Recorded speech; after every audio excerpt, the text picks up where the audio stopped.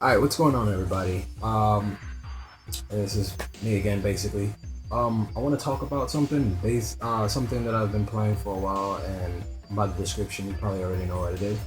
And it's basically this game right here, Shin Megami Tensei Soul Hackers. Well, not specifically this version of the game, but this version of the game.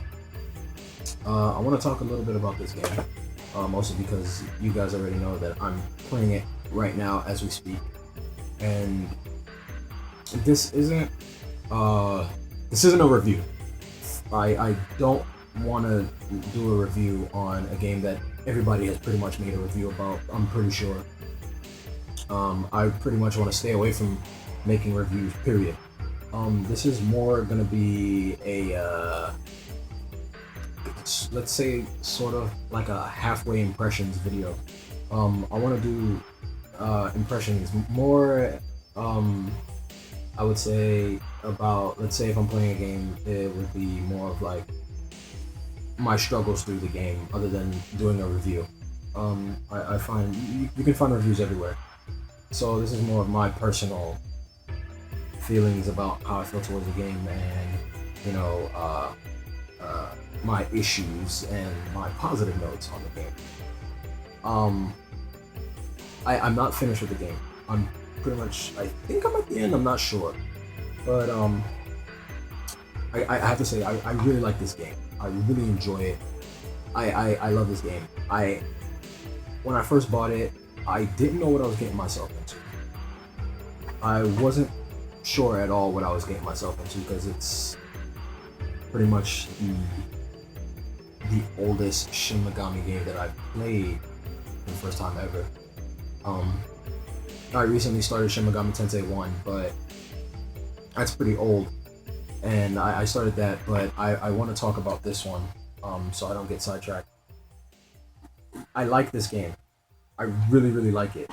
The first time I popped it in, I was doing pretty well. When you first get, I think his name is Jurabe or Jube, I think it is, or I think it is Jurabe. When you first play with him, the game is pretty much straightforward. I didn't have any issues with it until until I got to a part in the game where you're kind of like, let's say you're in a dungeon and it's basically filled with ice. I ran into some issues because I ignored a lot of the things on my screen up until I got to this dungeon. And there is, if a lot of you guys have soul hackers, there is a meter at the top, and it has a Y and some numbers, and it has a big M with a line through and some numbers. Up until then, I just pretty much ignored all of that.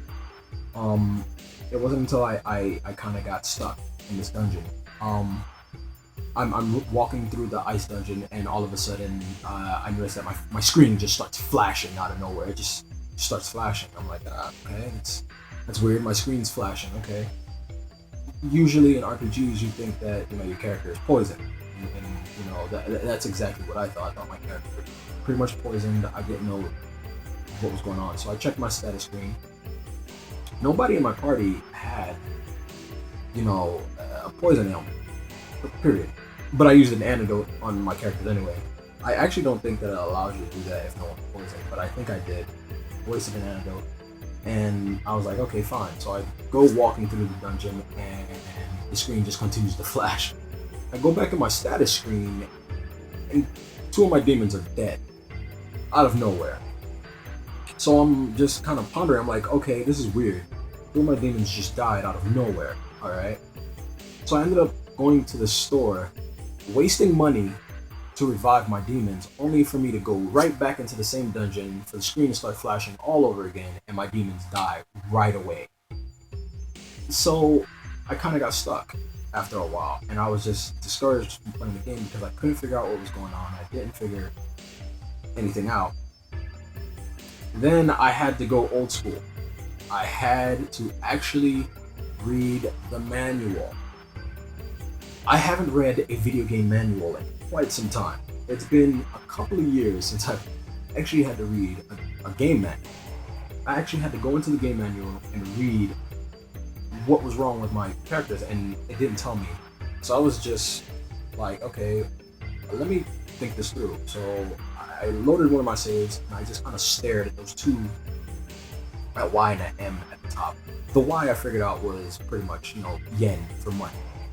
The M kind of threw me off, but I noticed I had 0 of it. So I was just like, okay, what is this? So I go into the manual and I read about it, and it's basically something called magnetite. And I was like, okay, what's magnetite? Magnetite is basically like fuel for your demon. The more you have, the more the demons consume. And depending on how strong, I guess how high level or how strong your demon is, they'll consume more magnetite. If they don't have any magnetite, they eventually wither and die. So I was just like, okay, so I need magnetite. How do I get magnetite? Okay, there's a store somewhere where you have to buy it. And I was just like, okay, I don't have any money because before I went into this dungeon, I wasted half my currency armoring and giving my party new armor and new weapons. So I was like, okay, so I have no money to basically, get magnetite for my demons. So I got stuck for a while, and I was like, okay, how am I gonna do this? I have no money to buy more magnetite. So can I earn it? So I figured out that I could earn magnetite by fighting more demons. But this is the trick. I didn't have any more demons to help me, so it was just pretty much me, my main protagonist character, and Nemissa in a party with no demons helping us, no other support. It was just me and her, like me fighting these demons in this dungeon, and I'm having the hardest of trouble just trying to, like, I'm not even grinding for experience anymore. I'm grinding for magnetite, and it just turned into that. And I was just like, wow, this really actually brings kind of a new, like a different dynamic for me, because this game was released in 1997. They made they ported it again on the PlayStation 1 in 1999, and I've never played any RPG that was like this, so it was new to me, no matter how old it was. So I was having this trouble with the game, and I was just like, okay, so I need magnetite. I'm grinding for magnetite. Eventually, I was in there for a couple of hours, and I got the magnetite, and I'm just like, okay, I'm ready to go. By this time came, and I'm looking for the boss in the same dungeon that I've been in for like two hours. One of my demons just ups and leaves the party. So I'm like, wait a minute, did my demon just up and left? Like, literally just left the party. And I was just like, wait, they can do this? And basically, I was like, why? Okay, how did he just like up and leave? So I was like, okay, let me go back into the manual yet again to go read up on some stuff. Just only to find out that there is a loyalty system that I've been ignoring this whole time. Like, I know I've seen it, and I was just like, oh, okay, the demon likes me a little bit, the demon doesn't. I wasn't sure how to build up loyalty, I wasn't sure how to. So I'm like, okay, demons have loyalty. Okay, how do you build loyalty? That was my first question. Here's the kicker. Demons have specific, like, alignments, I would say, like feelings. Like, you have your calm demons, you have your wild demons, you have your sly demons, you have your kind demons, and I think you have your dumb demons. Those are the demon, like, alignment, not alignments, but feelings, I guess. And I was just like, wait, okay, so each one does something different. Sly demons, you can, boost up their loyalty by not giving them commands, but let them do whatever they want, but you give them gifts.